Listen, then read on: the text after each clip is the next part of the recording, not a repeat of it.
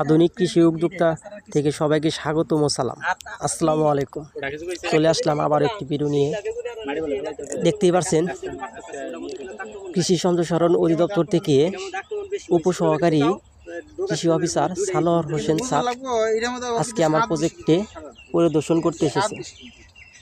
তো চলেন আমরা তার থেকে কিছু পরামর্শ নিই। এটা কালকে 5 কেজির মতো তুলছিলাম, ওই দুইটা গরমে দিয়ে দিচ্ছে তো এই জন্য আর কি করি।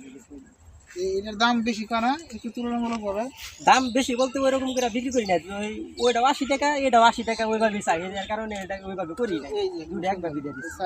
খাটো মাটো এই যে দাও যে এই যে মনে হয় যে হুল ফুটাই দিছে, মনে হয় যে ভিতরে কাটলে মনে হয় ভিতরে পাওয়া যাবে, ভিতরে মনে হয় পোকা পাওয়া যাবে, তো হুল ফুটাই ডিম ফেলে দেয়। আমি কালকে তো এরকম থেকে সব তুলে ফেলাইছি, কারণ নষ্ট যদি করে ফেলা দেয় লাভ নাই তো, যে দিয়ে গেলাম 2 দিন আগে অনেক করছি মাই দেয় না একবার ভিতরে খায় না, ভিতরে খায়।